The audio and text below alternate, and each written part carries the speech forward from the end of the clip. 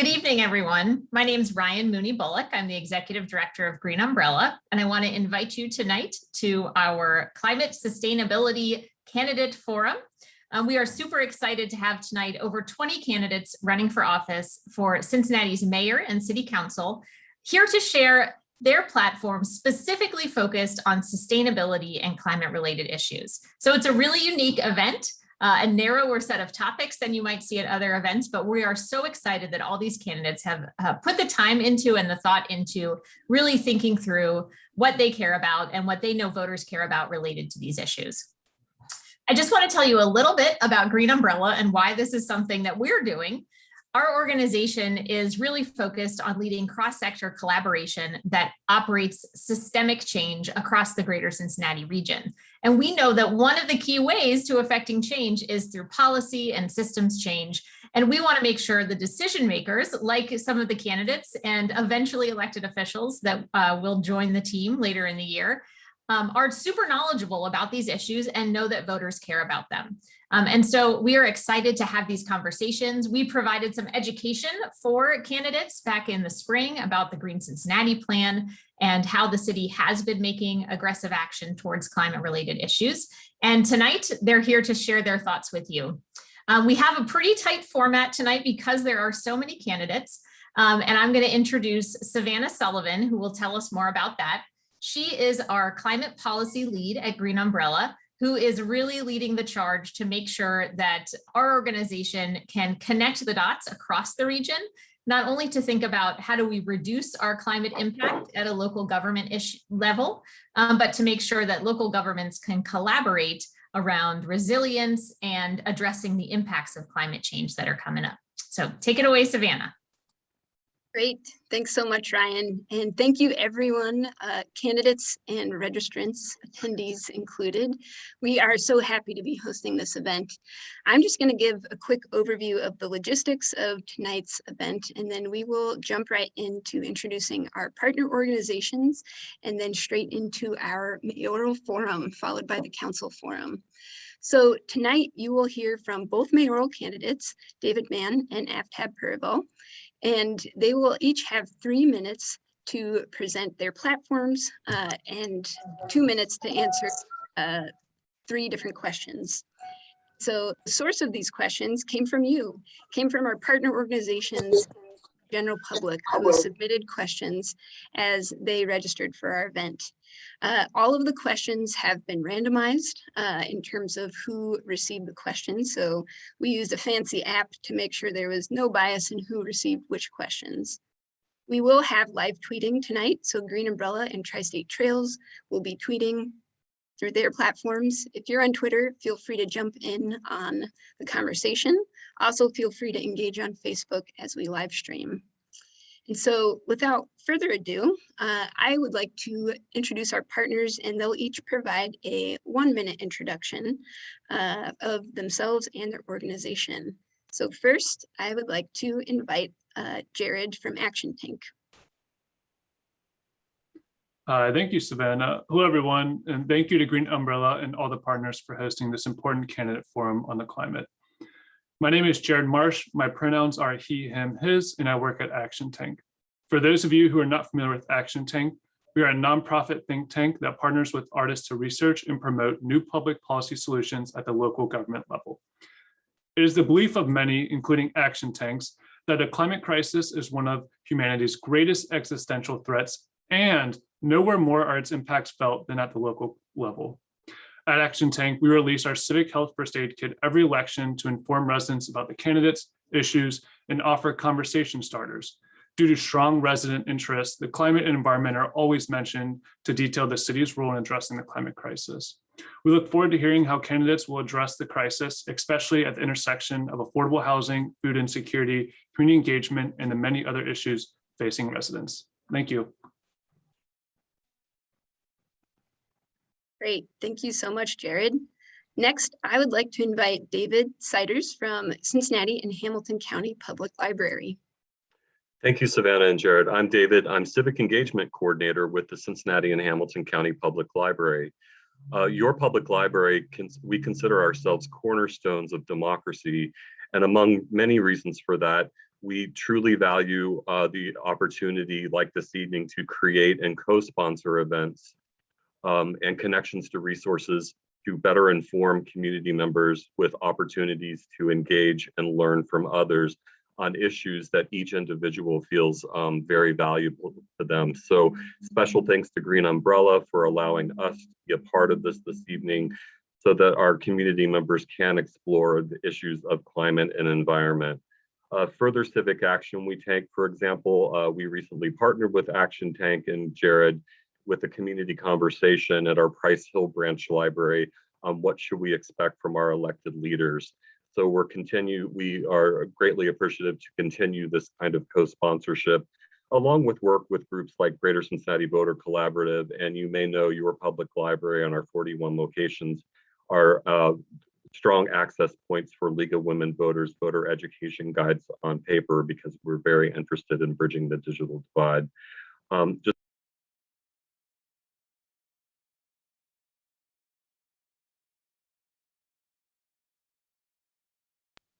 Have I been muted? I'm so sorry. Did I just go to mute? Oh, sorry, you did. Feel free to wrap up and finish your sentence. Okay, I just wanted to say, don't forget your public library offers a robust voter education webpage, voter registration year-round, and we support vote by mail and absentee ballot support. So thank you for letting the public library co-sponsor the event this evening. Great, thank you so much, David. Next, I'd like to invite Tanner Yes from Groundwork, Ohio River Valley. Hi, everyone. My name is Tanner Yes with Groundwork, Ohio River Valley. I'm so excited to be here with you. Groundwork is where justice and the environment meet. We are a people-centered environmental justice nonprofit. During the pandemic, we built one of the nation's largest youth green workforce programs with the help of Cincinnati Parks. We're also leading the way in climate planning with our Climate Safe Neighborhoods program, partnering with Green Umbrella in the city's Office of Environment and Sustainability. I'm excited to be here representing a new way forward for the conservation and sustainability movement, one that centers equity and a diversity of voices. Thank you. Great, thank you so much, Tanner. And finally, we have Alan Harris from Cincinnati's chapter of NAACP.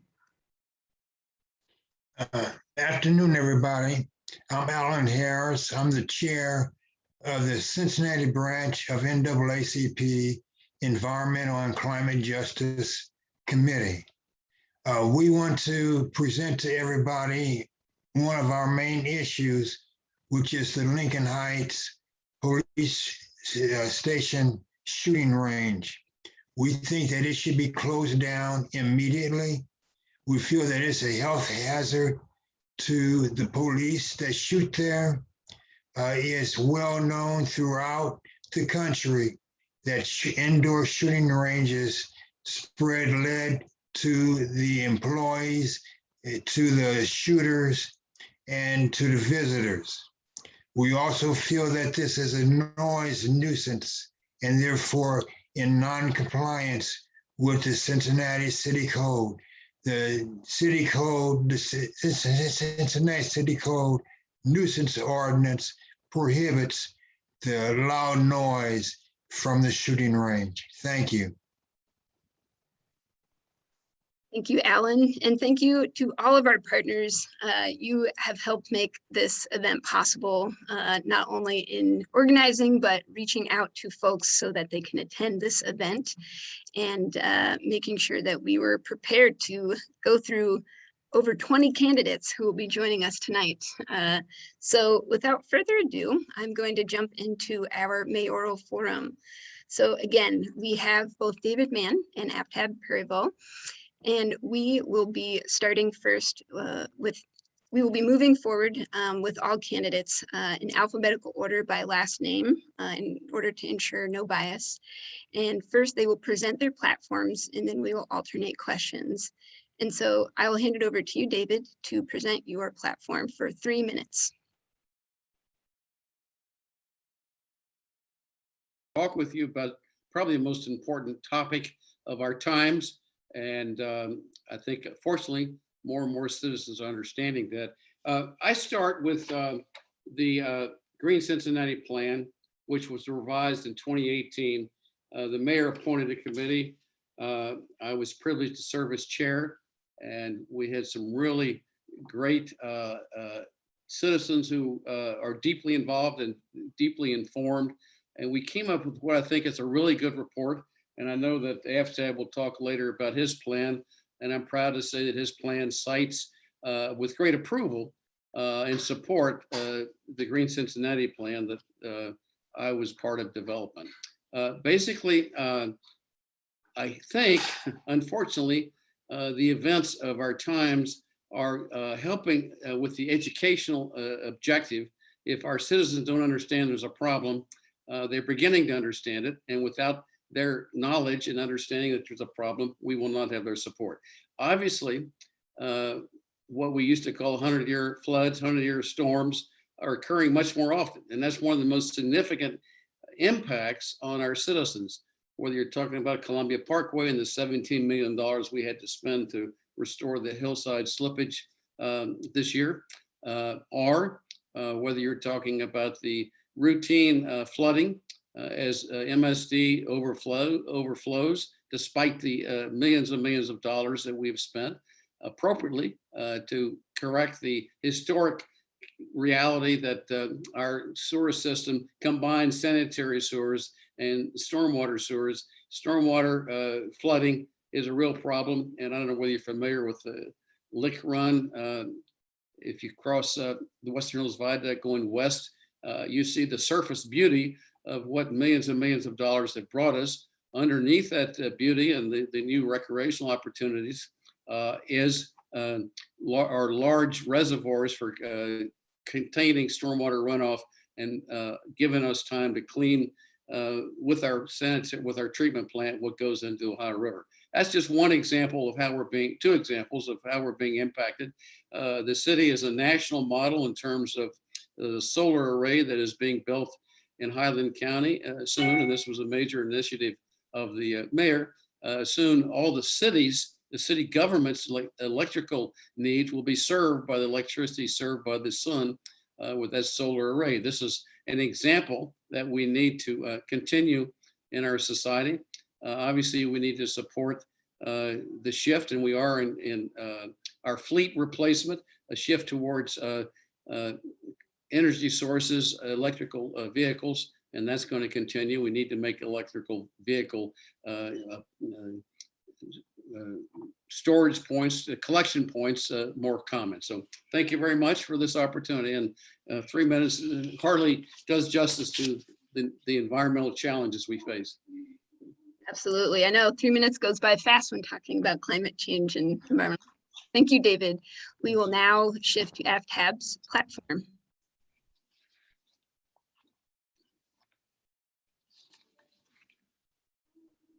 Okay, great.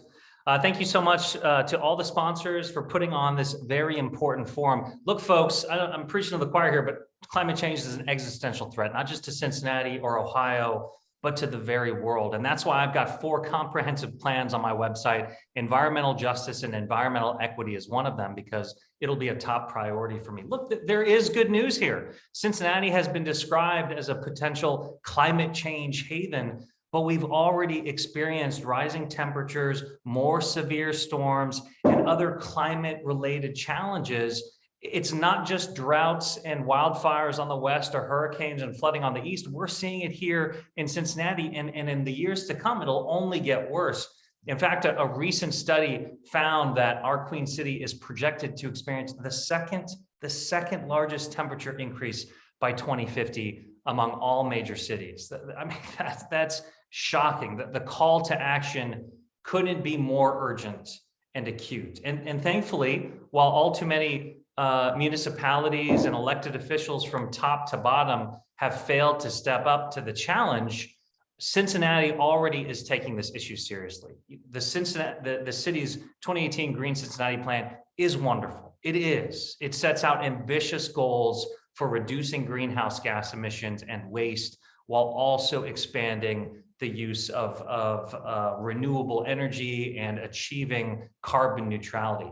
But it also prioritizes the conservation of our precious natural resources. Our parks, our award-winning parks that we recreate in, the Ohio River that provides our drinking water, the air that we breathe. but addressing carbon emissions on a citywide basis, while that's essential to addressing climate change, it doesn't itself ensure equity, a more equitable environmental agenda on a neighborhood or community level. Just as the effects of rising temperatures, sewage overflows, high energy bills, they're not uniformly felt by all. Study after study shows that impoverished communities suffer from worse drinking water, worse air, less access to fruits and vegetables. So our environmental agenda for Cincinnati must address the inequities that already exist and include community engagement and buy-in from planning through implementation. The challenges of climate change present an opportunity to build a new economy around clean energy and green technologies, creating thousands of jobs. And we're well positioned to be a leader domestically and abroad on climate change. And if I'm elected mayor, I will bring a progressive, but also effective resolve to prioritizing these issues. Thank you. Thank you so much, Aftab. We will now transition into our Q&A, starting first with David. And I will ask your first question, and then the time will start after I finish my questions. And you will each have 2 minutes to answer the questions I ask. So first is from many residents are curious about food, notably Marissa from Madisonville and Emily from the Central Business District. Thank you for submitting. Food insecurity is defined as a lack of access to enough quality, nutritious food necessary for a healthy, active life. Across the region, there are more than 270,000 households who experience this insecurity. The cities that are most successfully addressing food insecurity have grassroots community leaders championing the efforts. They are supported by strong political leadership, integrating the work of local agencies and organizations across the food system. What will you do to address food insecurity and support robust food systems in Cincinnati?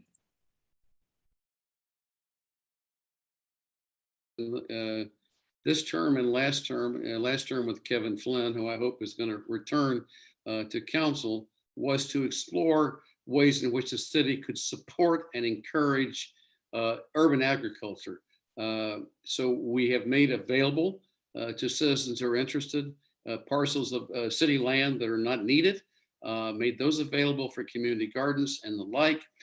We have made changes to the zoning code to make it easier to maintain raise chickens and do some of the things that we all used to do in a different era. Number one.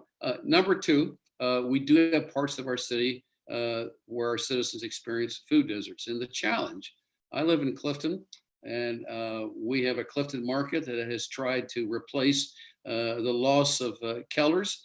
And it's no mean task to develop the community support and to develop the mix of products that will lead community support to continue.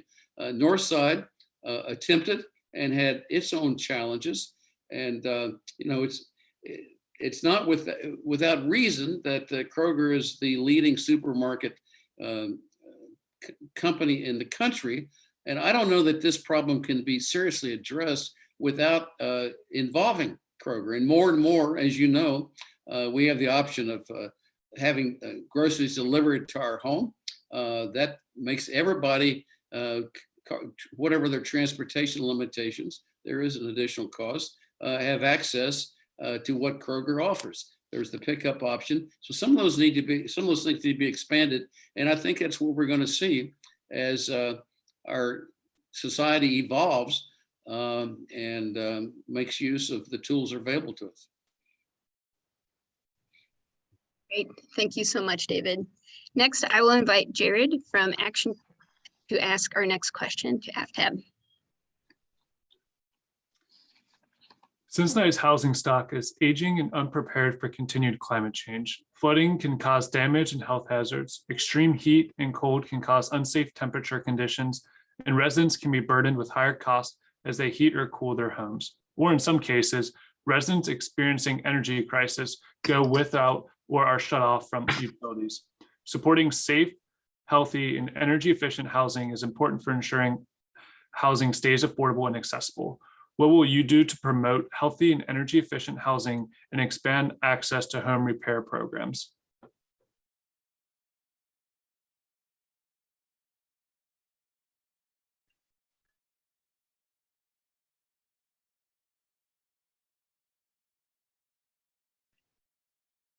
Thanks so much for the question. I appreciate it. Look, we don't currently have a comprehensive affordable housing strategy, and our strategy for LEED certified buildings is inequitable. I've got a comprehensive plan on my website for affordable housing. Let me answer your question directly. You know, I think we need more LEED certified buildings in our community if we're going to reduce emissions and be carbon neutral by 2030, which is what our ambitious goal states. Then 40% of all emissions comes from buildings. So we have to continue to prioritize the building of homes that are LEED certified. But right now, the way our policy is set up, it's leading to an inequitable result. A recent federal lawsuit against the city cites that a vast majority of our tax abatements on the residential side are going to our 3 wealthiest neighborhoods. I think that's unfair and wrong. Look, I like LEED certified buildings. They are more energy efficient, but they also are quality. They ensure that buildings are built with quality, efficient materials and are going to last. But in addition to LEED certification for determining whether someone should get a tax incentive to build a home, we should also be including location. So communities that don't have access, largely Black communities and neighborhoods that don't have access to good quality housing, the tax incentives and the financial incentives to build dense communities in their neighborhood, so that the location is also part of the decision matrix, so we can make sure that, yes, we're creating buildings that are more energy efficient, but we're creating them everywhere, not just in our rich communities. Great, thank you so much. I'll now invite Tanner Yes from Groundwork Ohio River Valley to ask our next question, and both candidates will answer this next question. We'll start with David. Thank you, Savannah. Climate change is not only creating new problems, it is exacerbating historic disparities. Low-income communities of color are bearing the brunt of climate impacts. The Green Cincinnati Plan, published in 2018, was a successful city-led sustainability effort. Now, with climate change accelerating and the plan set to be renewed in 2023, how will your administration guarantee that frontline communities and their experiences are core to the plan and city funding priorities?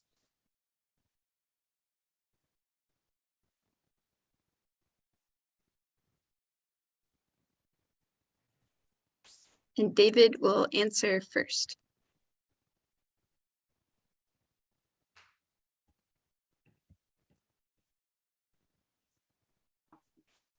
Hello? Yes, we can hear you. Okay, good. You know, this is part of a broader challenge that we face. We have a very high childhood poverty rate. We have the reality, as the Urban League documented in its landmark study, we are a tale of two cities measured by any number of demographics, including exposure to pollution, incidence of asthma and other diseases caused by poor air quality and the like. So we have to have a very intentional program that seeks to address all the ways that our poorer communities are impacted. Let me give you an example that we are dealing with right now. As you may know, there are many service lines for our homeowners of water that are lead pipes. And one option is to say, as is the traditional answer, well, the city will replace its pipes if they have lead, but you're on your own, Mr. and Mrs. Homeowner. We have adopted a program that takes responsibility for those that don't have the income to replace those lead service lines, which that could be a very expensive proposition. It also is essential for health, because if you have a lead service line, you're going to end up with children whose lead levels in their blood are going to go up. I think my time's up. Yes, thank you, David. And now Aftab, same question. Here we go. Okay, I'm not muted. Okay, great. What is clear on the ground is backed up by data and research as well. Communities of color and low-income neighborhoods are disproportionately impacted by climate change in ways big and small, obvious and subtle. We know that climate change is already causing more extreme temperatures and heat waves in Cincinnati, but not all neighborhoods are equally affected. Tackling those historical disparities will be essential both to combat climate change broadly as a city and to create more just society for all. So here's some specific ideas from my environmental plan. Number one, we should ask communities what they want. We should be putting together a Green Cincinnati plan, not just for the entire city, but specific plans for specific neighborhoods, starting with community engagement to ensure that we're achieving the kind of environmental justice and equity that not City Hall thinks needs to happen, but that our specific neighborhoods, our stakeholders, and our community leaders do. And then once we put that plan together, we've got to prioritize the communities who have historically not been prioritized from a funding perspective. I already talked about the inequities that have occurred in our tax abatement process.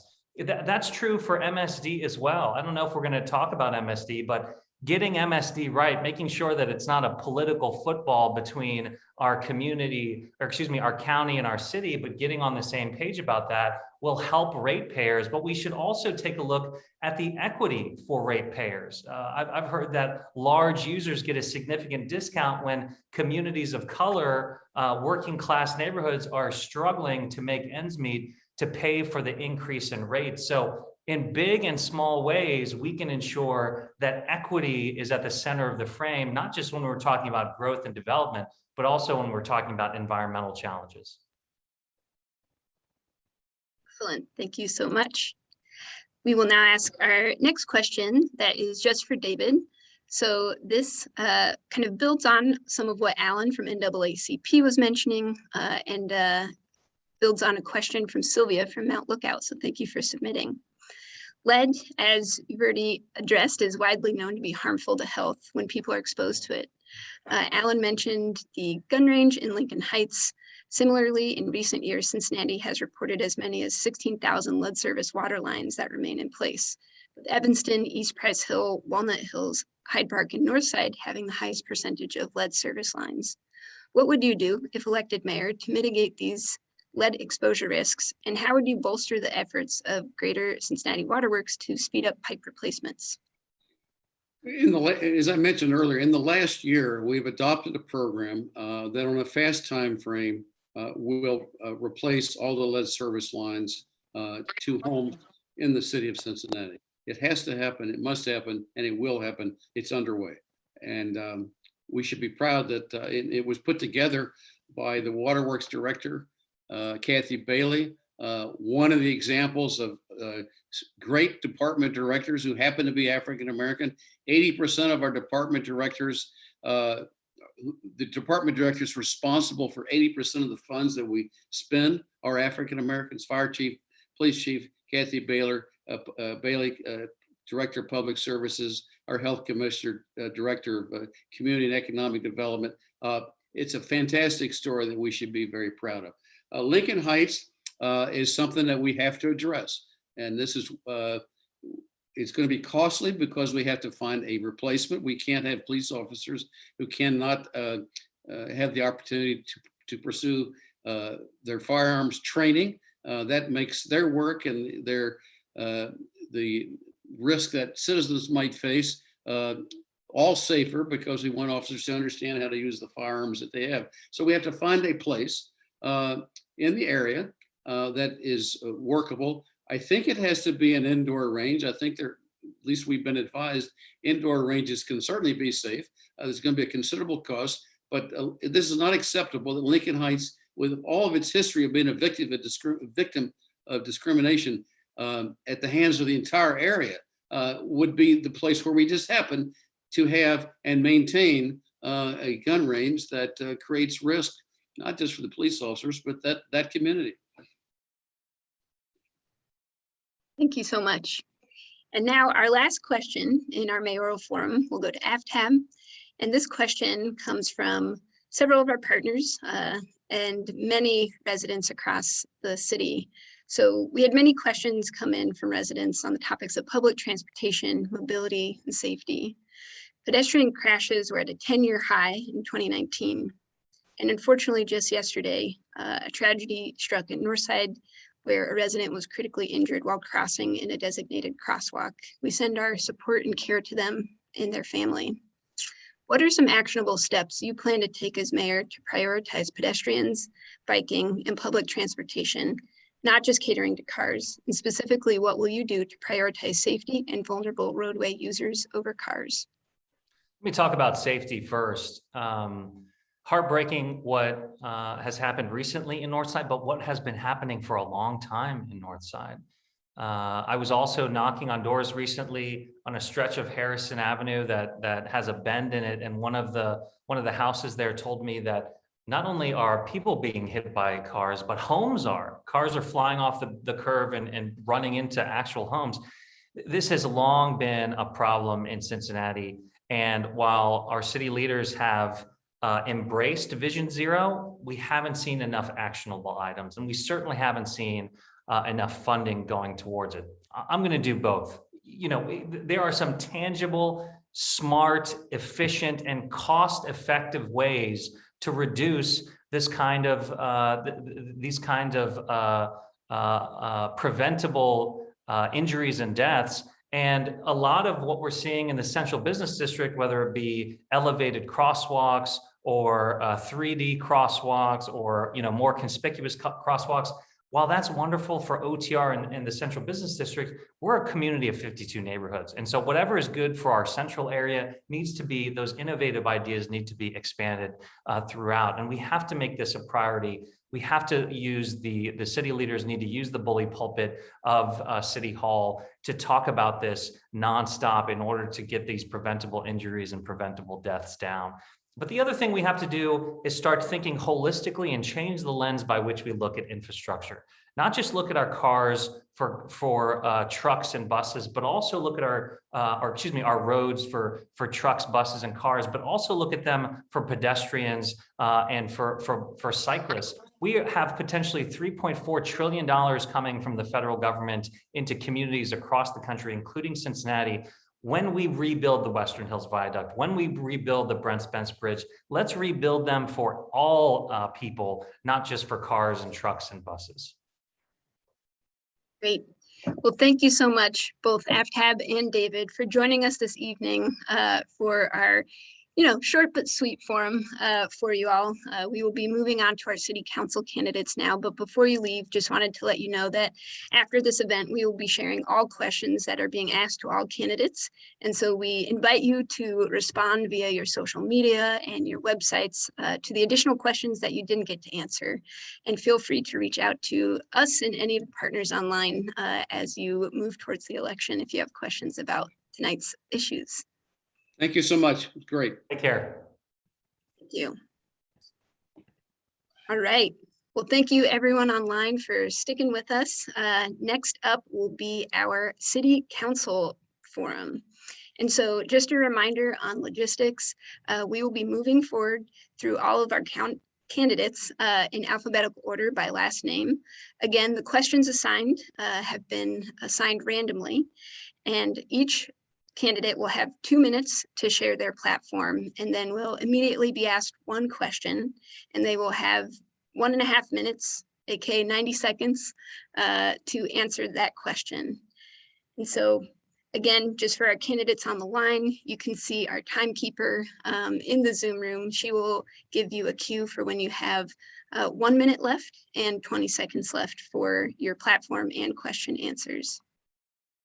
So first, I would like to invite Jaime Castle and invite you to share your platform.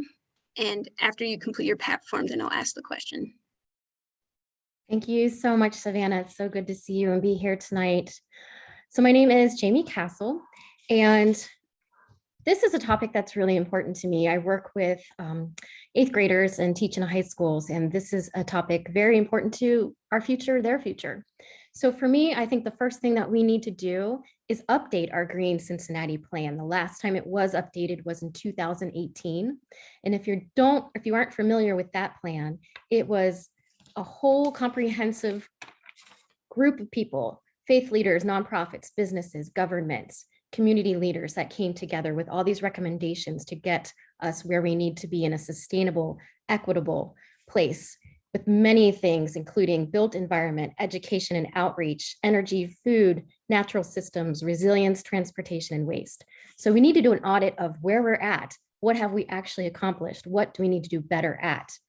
I think a lot of these things too have a lot to do with quality of life issues, that the environmental things we can do to tackle that. Things like food security, food deserts, heat islands, plant more trees. These are things that we can do together, and we need to, because these are not only quality of life, it's life and death. We need to have proactive plans to update our storm sewer infrastructure. I mean, I live in Mount Washington, it's up on a hill, but we still get backup, and we need to plan better for this change in these heavy rainfalls. We're going to get climate refugees here in Cincinnati, and we're going to be growing. We have to plan for that growth and for that density. There's other things we can do, like change our zoning code. Right now, we can't have certain kinds of geocells and permeable concrete, but these are things that we can do right away to take all that rainwater and make sure it's not runoff. We can partner with advocacies and make sure our drinking water is safe. And we need to look at our waste disposal, that we have access to legal waste disposal for all people. Thank you so much. Great, thank you, Jamie. And now for your question, and your time will begin after I complete the question. While climate change presents challenges, there are still opportunities. At the federal level, there has been a renewed interest in the environment, green building, clean energy, and green infrastructure jobs. What role do you see green jobs playing in the effort to combat climate change and develop local opportunities for city residents? This is really important. When I ran for Congress last year, I looked at our second district here in Southwest Ohio, and I saw opportunity. If we even build up our hemp farming here in Ohio, we can look at plastic alternatives. We can have so many jobs here. They were talking on NPR also about wind turbines and how there's no US production place right now. And that's going to be such a part of the federal infrastructure bill. So we need to be proactive in bringing business and manufacturing here, these kinds of jobs, these kinds of mechanics and skills. We can partner with Cincinnati Public Schools and make sure that there are kids in line learning these skills and making sure that they have union apprentices all lined up. This is a huge opportunity, and this is the future. If we don't start now, other cities are going to get on top of it. And I'm really tired of Cincinnati being behind so many other cities. That's it for that then. Thanks. Thank you, Jamie, and thank you so much for joining us tonight. We hope to see you at future Green Umbrella. Yes, I will definitely see you all around. Thank you. Great. So now I'd like to invite LaKeisha Cook to share her 2-minute platform. It says you have my video where I can't show my face. Okay. Okay. Sorry about that, LaKeisha. You're fine. I appreciate that. Hi, I am LaKeisha Cook. I'm running for Cincinnati City Council, and I'm really passionate about our youth and how we engage them this year. In the next 2 years, I think it's really important as we're looking at growth, as we're looking at development, that we look at how we're also developing the family unit that is supporting our youth to reduce some of, the waste, understanding what recycling is, understanding, how to grow greenery in their homes, and also how to invest and make that an ownership, not only for themselves, but to reduce food deserts. In a lot of communities in Cincinnati are struggling.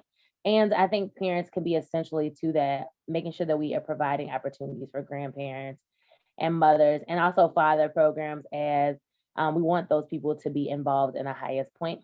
Secondly, I'm really big about affordable housing is an extreme issue in Cincinnati. And I think that way we need to tackle it is also to have ownership when it comes to affordable housing, making sure that these occupancies with affordable housing understand our plan for turning green. Also, that the initial plan is how many affordable housing units do we have in Cincinnati? So creating a system that really addresses that and has that from a centralized city point. And finally, is public safety. With all of the gun violence going on, we need to come with a citywide initiative to really get behind it so we can end and tackle some of these guns coming into our city and reduce the violence when it deals with gun violence, but also domestic violence is really high right now, and youth and bullying. So just getting behind our city so we can feel safe in the street.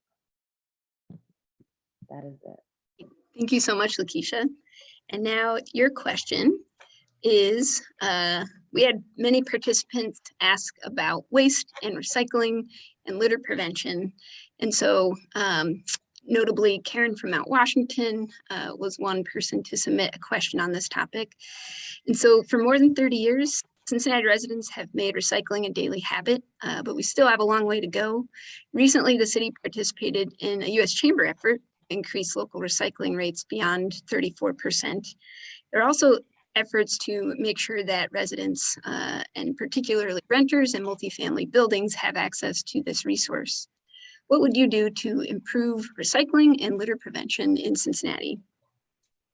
Yes, so I did a ride along with a police officer today, and we were in Lower Price Hill, and I realized like recycling is an issue, but also trash pickup in certain neighborhoods is significantly lower. They were full and running over.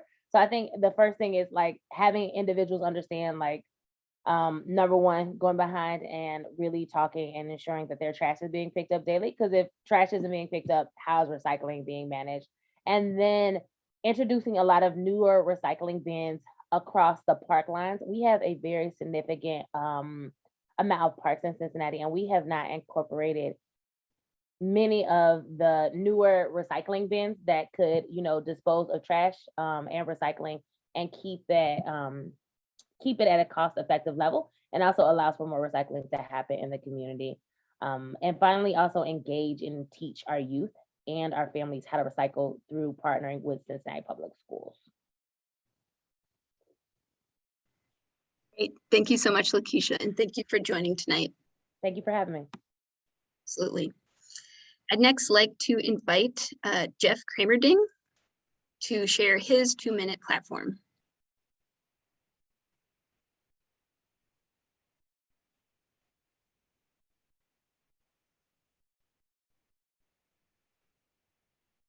Oh, we need you to unmute, Jeff. Thank you very much. Thank you to Green Umbrella for hosting this event and for all the attendees at this important forum. And thank you, Green Umbrella, for the important work that you do in Cincinnati.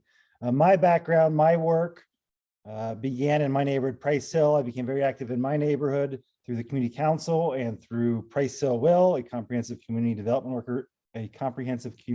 organization. The environment was always a critical component of Price Hill Will. Jim Schenk chaired our environmental community action team for years. So it's always been part of my work in Price Hill and definitely part of comprehensive community development. I decided to run for council because council needs to return to its traditional role as acting like a board of directors. Its priorities should be to set the priorities for the city, to fund those priorities, and to hire and evaluate a city manager based on those priorities. My priority is going to be fixing the city's budget. It's structurally unbalanced. We're borrowing more and more capital dollars every year, specifically from Parks and Recreation to pay for operating expenses. The results are hundreds of millions of dollars in deferred maintenance on our bridges, sidewalks, our parks and recreation facilities. I'm very passionate to correct this imbalance. And once we do that, once we have a structurally balanced budget, we can go on and do the more aspirational things. I am very passionate about connecting people in green spaces. We just led a planning process in my neighborhood, Price Hill in Westwood, with the help of Wade Johnston, where we were connecting the neighborhoods back to these important green spaces and also connecting people via bike trails. Connecting with this plan, we'll be connecting Westwood and Price Hill, the city's two largest neighborhoods, to the urban core through the Lick Run Trail, part of the important Crown series, which is a very important priority for me as far as for infrastructure. So thank you. Great. Thank you so much, Jeff. And your question is coming from primarily William from Roselawn, as well as many across the city who are curious about tree canopy. So tree canopy is important for improving air and water quality, protecting us from heat, absorbing greenhouse gases, and supporting green space. The tree canopy in the city will be critical to protecting its most vulnerable residents as the climate crisis accelerates. This is an environmental justice issue, as city residents across the country are often, sorry, I messed up that question. This is an environmental justice issue, as city residents where the tree canopy has been underinvested in or removed tend to be communities who are low income or people of color. And so our question for you is, what will you do to protect and equitably grow the tree canopy in the city of Cincinnati? Yes, we're fortunate that we've got a very good foundation to build on. The city's urban forestry program, which was spearheaded by one of my mentors, Bobby Stern, the second female mayor of the city of Cincinnati. So urban forestry is a great program providing street trees. I've got a relatively brand new tulip poplar in my front yard that was planted by urban forestries. So that is a good foundation, but we do need to build upon it by community organizing and outreach, letting people know about the benefits of tree canopies and having trees in their front yard, as well as in parks and recreation facilities. So like many things, it comes down to funding. I think we need to provide more funding to urban forestry for community outreach and for more trees. Some of the low-hanging fruit, obviously, I think our Parks Department is very good for trees, but our Rec Department, which has huge green spaces, I mentioned Dunham Recreation before. They also own several municipal golf courses, is an important partner, as is Cincinnati Public Schools. My kids go to Gamble Montessori in Westwood, and we are making improvements, but there is a surprising lack of trees, and I would like to see the city and urban forestry partner with CPS and volunteers and parents to provide more canopy coverage, especially in neighborhoods where there is not sufficient coverage now. And we're fortunate that we know where those neighborhoods are. Thank you. Thank you so much for joining us, Jeff. Great. I'd next like to invite Michelle Dillingham to share her 2-minute platform. Hello. Hi. Okay, so thank you. My name is Michelle Dillingham, and it's really great to be with you this evening. I witnessed the energy and passion around environmental justice issues in the environment back in 2007, when former Mayor Mallory actually passed a motion to launch a climate protection plan. My former boss, Vice Mayor David Crowley, was the chairman of the Climate Protection Steering Committee, which was the precursor to the Green Plan. And so I got to witness the power of leveraging subject matter experts and national best practices around climate protection work.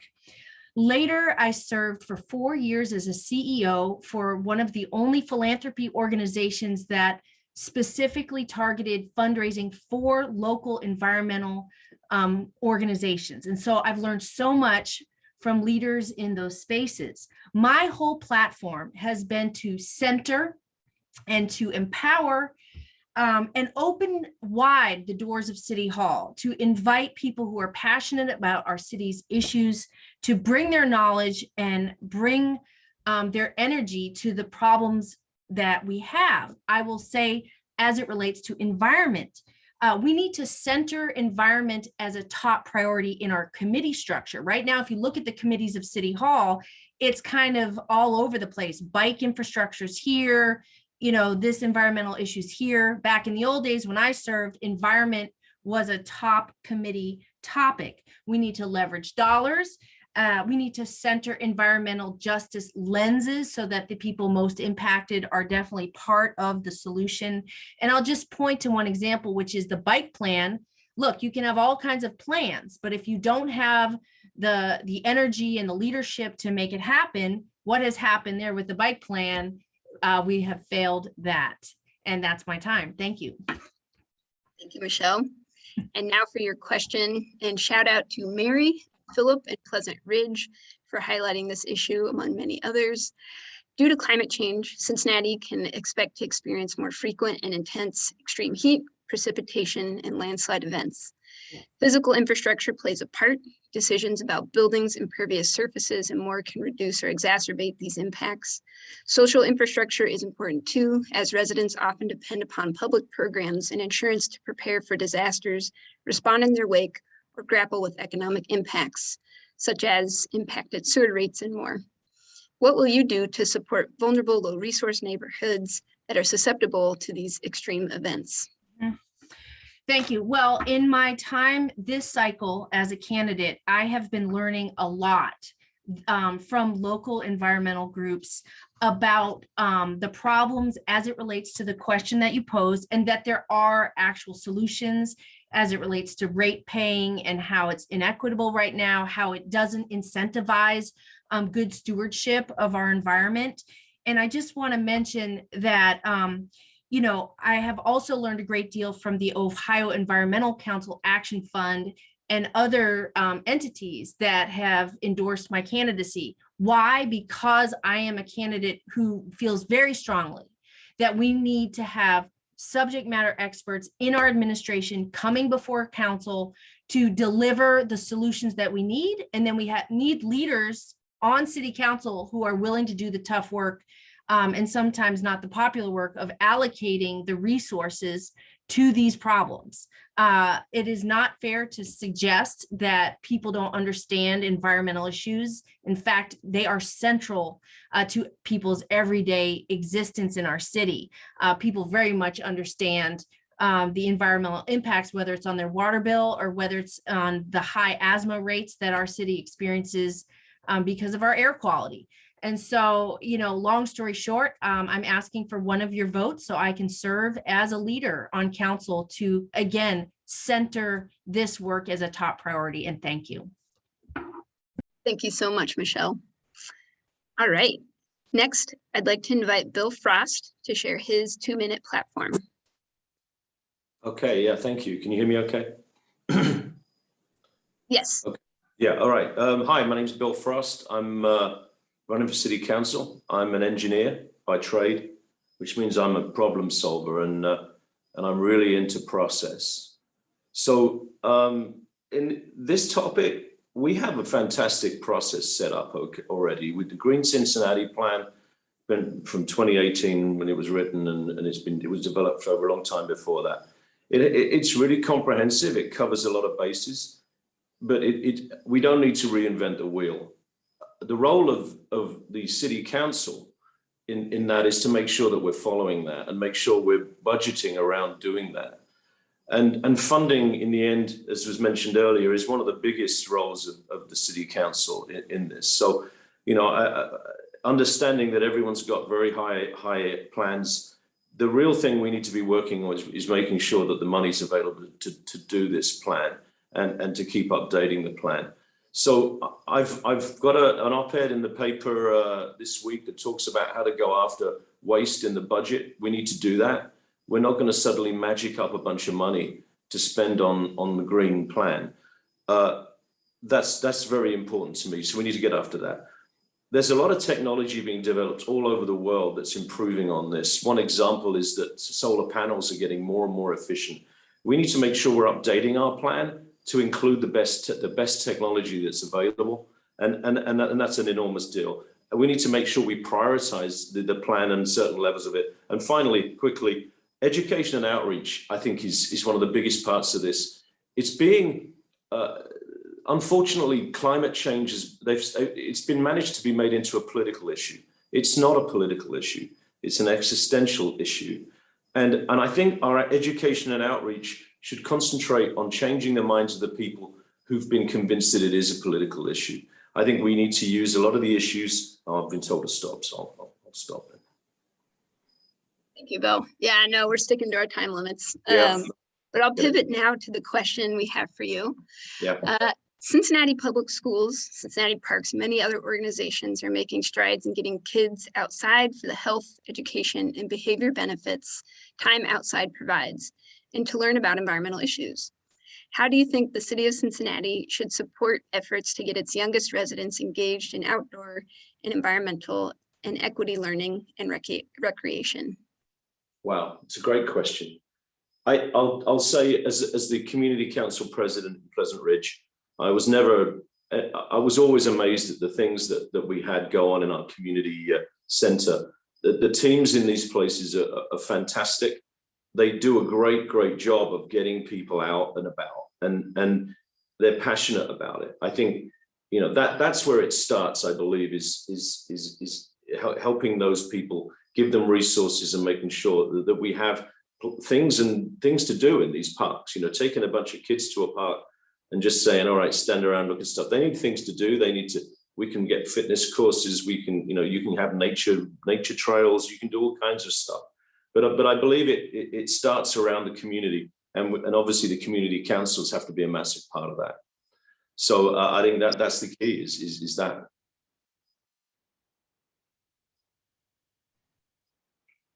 Great. Thank you so much, Bill, and thank you for joining us tonight. Thank you. Next, I'd like to invite Brian Garry to share his 2-minute platform.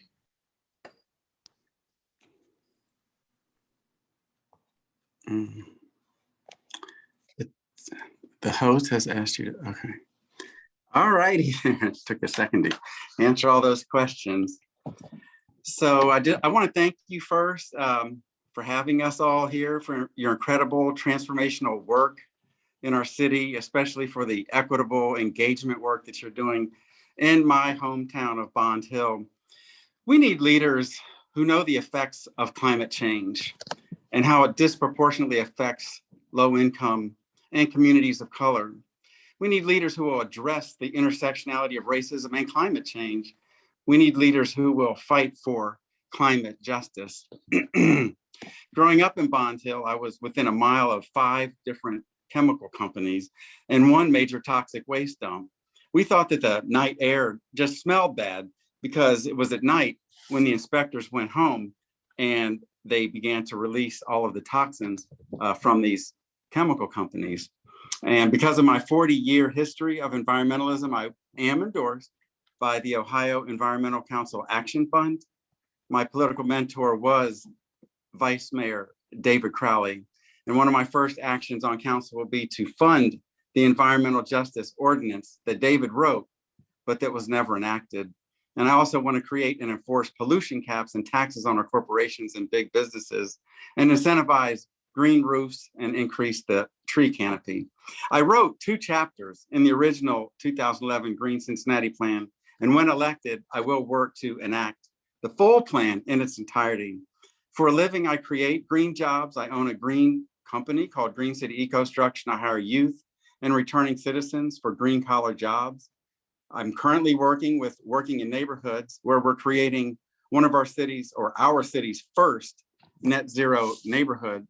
And again, the only way to achieve a greener and more sustainable Cincinnati is to elect leaders that will prioritize planet over profit. Great. Thank you so much, Brian.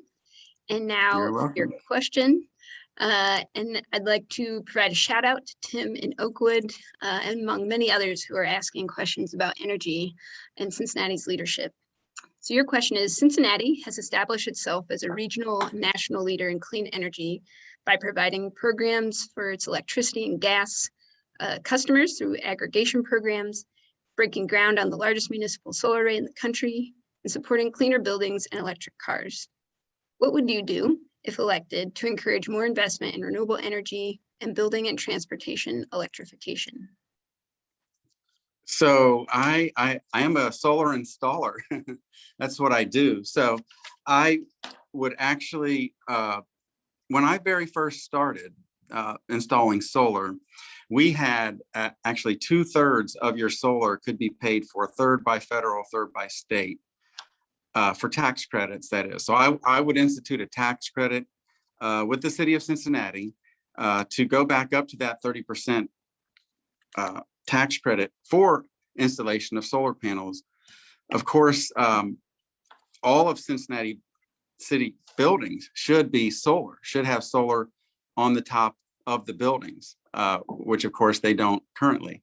But that is what I would do. I would massively incentivize solar through tax credits and possibly other financial tools as well. But I would certainly install solar on all of our city buildings. And kudos, to our city for currently having, or about to, for currently being involved with the largest municipal solar array in the country. Kudos to our city for that. Great. Thank you so much, Brian, and thank you for joining us. Absolutely. I'd next like to invite Steve Goodin to share his 2-minute platform.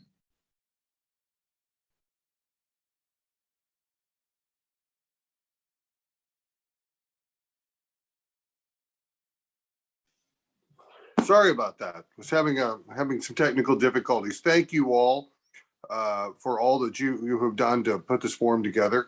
Thank you also to the Public Library for helping to sponsor it. My name is Steve Goodin. I was appointed to City Council back in November of 2020, and it's been a great honor to serve the residents of Cincinnati here for the past year. In terms of my platform, how it is relevant, I think, to this particular gathering, it is that my emphasis has been relentlessly upon neighborhoods and the quality of life issues we see in the neighborhoods. We've seen explosive growth in our downtown and our downtown adjacent neighborhoods. We've spent a lot of resources there and we've done a lot of good things. But we have, in my view, neglected other parts of the city. And part of that neglect revolves around issues of sustainability. So one of the issues that, among the issues that I'm taking up that I think are relevant here, certainly dealing with our stormwater issues, dealing with our reaction to extreme weather events, dealing with the very practical concerns we now have about landslides in the city of Hills, including what we saw along Columbia Parkway and on Route 50, and dealing more practically also with one of the outgrowths, I think, of our current climate, which is the food deserts that we see in neighborhoods like East Westwood and even parts of Avondale. I have fought for more equitable rate structures in terms of our utilities. I do believe that the way what we did recently, the city did in terms of its Waterworks rate increases over a period of 5 years were inequitable and will fall upon folks with fixed incomes in a way that is fundamentally unfair. I oppose that, and I do hope my colleagues will join me in revisiting that decision before year's end. I also have an environmental justice ordinance, which is about to be introduced, which is focusing on outdated gas stations, which has been a big issue that has been growing sort of behind the scenes at City Hall. We had a severe leak into the sewer system at 8th and Pedretti on Christmas Day that resulted in about 40 people having to move from their homes. So we have a criminal environmental justice statute that is our ordinance, that is on its way. And I have run over on my time. I apologize. Thank you, Steve. Thank you. So our question comes to you from several residents, and shout out to Derek in Mount Auburn. I'll say I live in Mount Auburn. Exciting to hear from my neighborhood. Beautiful Mount Auburn. Yes. Climate change impacts air quality, and air quality is directly linked to human health. According to the American Lung Association's State of the Air report, Cincinnati was ranked 11th most polluted city for year-round particle pollution. The report also tracked short-term spikes in particle pollution, which can be extremely dangerous and even lethal. Low-income neighborhoods are often affected to a greater degree. What would be your approach to addressing air quality issues in Cincinnati? Well, that's a fantastic question, and it's it's very close to my heart. I mean, I suffer horribly from seasonal allergies, and I've been privileged to travel a lot in my non-city council job, and I spent a lot of time in Los Angeles, particularly where the air quality is even worse. We have a major air quality issue here. I mean, this was an industrial hub for many years, less so than in the past, but it's still there. And we also have geographic issues with heavy humidity in the summer, which keeps all kinds of bad air particles closer to the ground and really affects those who suffer from asthma and other allergies. So it's bad news. My response is what we're doing is something similar to what we're doing right now with our gas station ordinance, which is to find those loopholes where the Ohio Environmental Protection Agency does not exercise jurisdiction, where the Federal Environmental Protection Agency doesn't exercise jurisdiction, and pass criminal statutes to hold the polluters accountable. We have the power under our home rule statute. Our city solicitor tells us that we do. And so there are places where we can hold corporations particularly accountable locally under our municipal code. We can't levy multi-million-dollar fines, but we can shame them. We can make it public. And we certainly can bring both civil and criminal liability to those who pollute in our area. And that's something that I'm very excited about. I mean, it's, from a federalist standpoint, it's something where we, as citizens and as municipalities, need to find the way to get our values forward in the municipal code. So I'm open to doing and are pursuing finding ways to bring criminal statutes to bear in our local municipal code. Thank you so much, Stephen. Thank you for joining. Thank you. Next up is Kurt Grossman, and please share your 2-minute platform. Thank you, Savannah and Green Umbrella and your partner organizations. This is a great opportunity to present who I am and why the environment matters to me more so than most. Understand, I grew up in the shadow of the steel mills in Youngstown, Ohio, so I know what it was like to have air you couldn't breathe through. I became an engineer and then from there became a patent attorney. I practiced here for over 3 decades as a patent attorney. So I've spent my life in technology, understanding the implications of technology and how it works and how it doesn't work. And what we hear a lot of from all of us is, well, we want to do this, we want to do that. The question really comes down to how. I am the only candidate running for city council in this city who's endorsed by 314 Action, which is a group of STEM-based engineers and scientists and teachers who understand that those of us who are scientists actually know how to solve problems and will hit the ground running and solve them. That's how I got their endorsement. In terms of the environment, I'm endorsed by the Sierra Club because I understand, once again, how important clean air and clean water are. In this city, we have significant problems with our sewer system, with our stormwater, with our heat islands, with our food deserts. All of that requires an integration with our infrastructure systems that I would submit I know and understand better than anybody who is currently sitting on council and most everybody else who's running for council. It's hard to understand how you establish a policy to handle these things if you don't understand the technology behind it. I do, and I'm prepared to take that a step forward and solve the problems we have. Excellent. Thanks so much, Kurt. And your question comes from, shout out to Kevin in Mount Adams and Chuck in Clifton and several partners who work on transportation. Transportation-related emissions are a huge source of air pollution and greenhouse gases in Cincinnati. Key strategies highlighted by some of our partners and residents include bolstering pedestrian and bike infrastructure, public transit, and complete street approaches, which emphasizes planning and design access for users of all ages and abilities, regardless of their mode of transportation. What will you do to reduce car dependence in Cincinnati? Well, I think what they pointed out is exactly right. We are heavily dependent on our automobiles, and to some extent we have to be. I can't ask my 91-year-old father-in-law to ride a bike to go get his groceries. So we have some issues there, but we have long-term ability to solve these things, and we need to start now and not sit back and let it work on us. We have a streetcar system that's built around a light rail model. We can expand that out into our neighborhoods so we reach our universities, our hospitals, our attractions, everywhere where people live so they can get around and live, work, and play in this community more effectively. In fact, we would not have all the hue and cry of students spending 2-hour commutes for buses if we had a workable, viable transit system that wasn't just dependent on buses. It's also a way to get people out of their cars by providing a complete and robust transit system. We need to build up systems that make it more desirable to get off the streets in your car and get on the streets and the sidewalks and our roads in a multimodal approach that doesn't just include cars. But that requires sitting back as a redesign of our infrastructure system.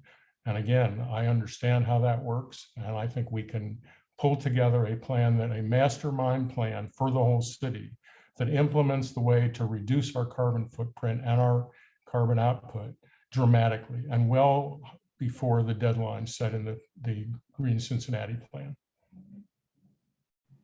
Great. Thank you so much, Kurt. Thanks for joining. Thanks for having me. Absolutely. Next, I'd like to invite Reggie Harris to share his 2-minute platform.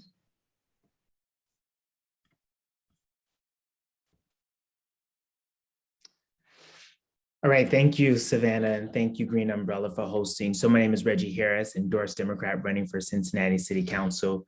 At the end of the day, environmental justice is racial justice. When we think about housing, transportation, employment, public health outcomes, crime, development, they're all deeply intertwined and interdependent with a healthy environment. So my sustainability plan draws from the Green Cincinnati plan, and it focuses on 3 areas: equitable development, transportation improvement, and youth engagement. And so when we think about equitable development, for me, the name of the game is transformation without displacement. So when we're thinking about it, adding affordable units and increasing housing supply, we have to think about sort of heat bubbles and how do we break up those concrete, jungles that they call in some communities that have, impacts on respiratory health and outcomes. How do we introduce tree canopy? How do we think about the grounds and permeable materials used for stormwater runoff, et cetera. When we think about transportation, really drawing from the Tri-State Trails Active Transportation Policy and thinking about access to green spaces and not allowing green spaces to gentrify neighborhoods, but also thinking about creating density around those green spaces as well, and trails that connect folks to not only jobs, but other communities. And third, when we think about the future and we think about, there's a lot of conversation around shaping behavior, investment in youth jobs and youth engagement around sustainability issues, we're going to really further our work in being a sustainable region when our young folks are driving that and leading that. And so investment in youth jobs and training and engagement that are around sustainable practices will set us up for the future. Awesome. Thanks so much, Reggie. Our next question builds on some themes that were mentioned by some of our partners, including Groundwork, Ohio River Valley. How would you engage with communities and ensure that frontline voices are centered in all stages of decision-making processes of climate planning? What will you do to learn from residents about their experiences with climate, environmental justice, and sustainability issues, and to solve problems with communities rather than for them? Yeah, so I will do that, no. But the more expanded answer is that, right, so council just passed a community engagement ordinance that was really driven, community-driven effort for the past decade. Sue Wilkie, Peter Hampton did this, and it really calls for just that, right? It calls that the city manager has to create a process that allows for engagement for all voices. But I think that individual council members can take it a step forward. And I think the beautiful thing about the role of a council member is that you can have, cabinets and committees of folks that you meet with regularly to help you understand the issues and understand how issues are evolving and really playing out. I am excited to be able to be out in the community and not just, show up for panels, but to see how the work is actually unfolding and to do real-time check-ins, right? So there might be an opportunity to move something forward, but not just, check in at the beginning or the end, but to see how the process is unfolding and to be able to understand deeply from residents' perspectives. And so that's what should drive the work from a council member's perspective, are the people who are most impacted by the issues. Great. Thanks so much, Reggie, and thanks for joining. Thank you. Next, I'd like to invite Rob Harris to share his 2-minute platform.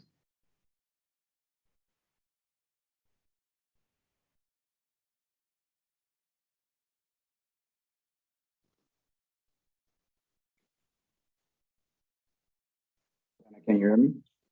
Yes, we can hear you. Greetings. And I thank you and Green Umbrella for hosting this event.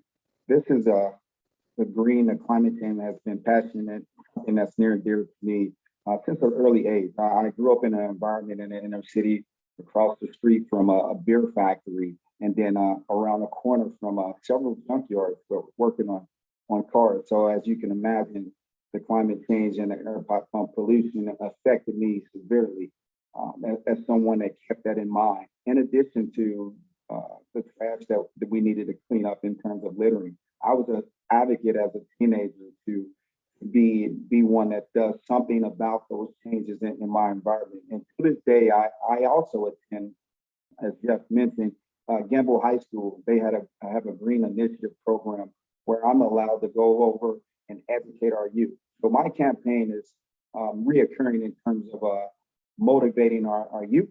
And I took that opportunity to educate and have a class on the opportunity and the impact that they have in terms of green spaces, planting trees, and fuel initiatives, because they're our future, and how that will result to a better population, ozone layer as well.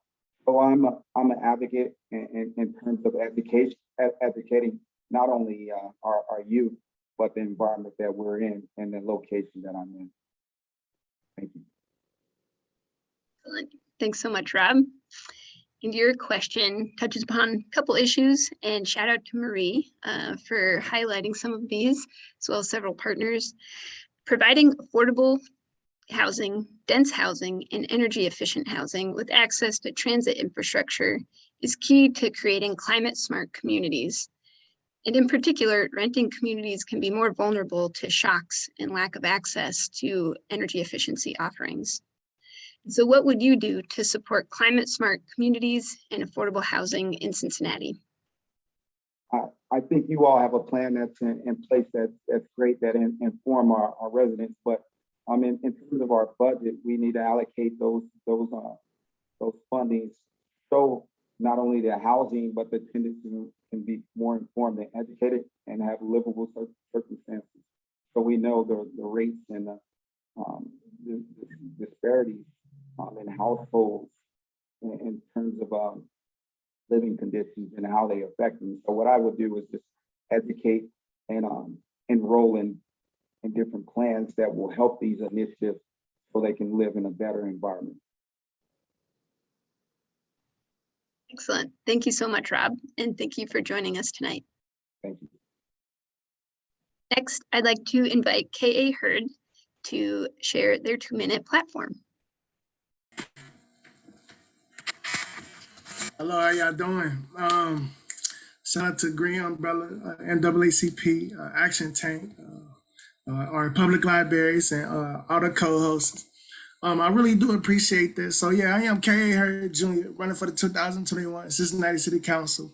And I'm excited. My main priorities is definitely public safety, great public safety, and then safe infrastructure, make sure that we clean up our streets, regardless if it's trash, potholes, snow, anything and above. We need to make sure that our infrastructure is clean and safe. But the main thing is unity for me. It's not just, just agreeing on one thing, but it's actually, having that conversation about getting things done.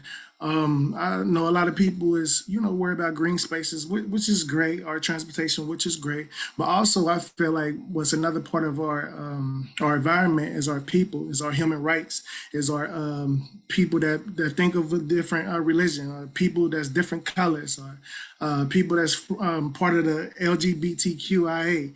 And we need fairness. We need fairness even for our women in power. I feel like all of this is part of our environment also, because our women has unfair job wages. We have hate crime going on that shouldn't be going on.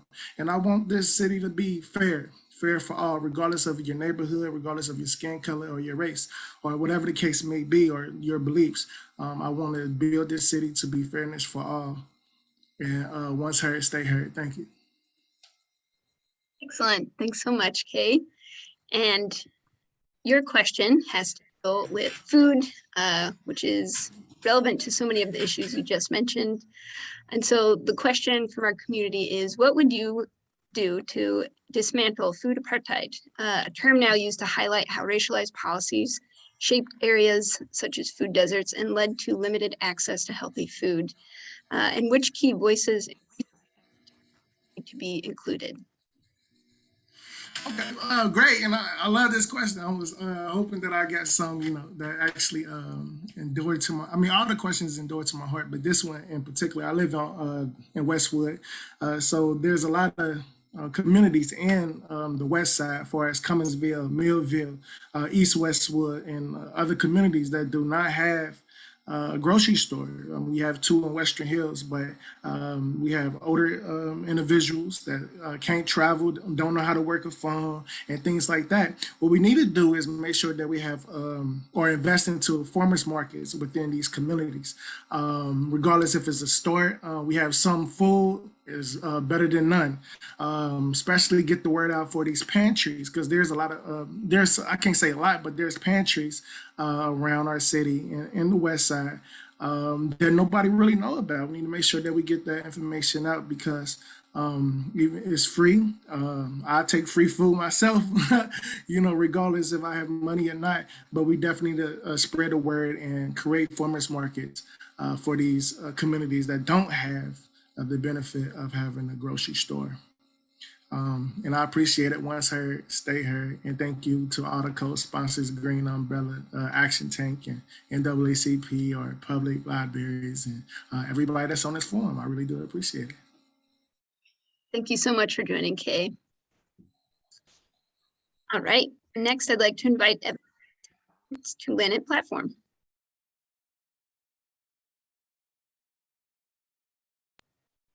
You can go ahead, Evan. Oh, we can't hear you. Unfortunately, we still can't hear you. You are unmuted on our end, so we might have a little bit of an audio connection problem. Do you want to hold one spot and see if you can figure it out on your end, and then we can come back to you? Would that work? Okay, sure. Great. All right. So while we work on that, I'd like to next invite Nick Jabin to share his 2-minute platform. It's saying my video is locked.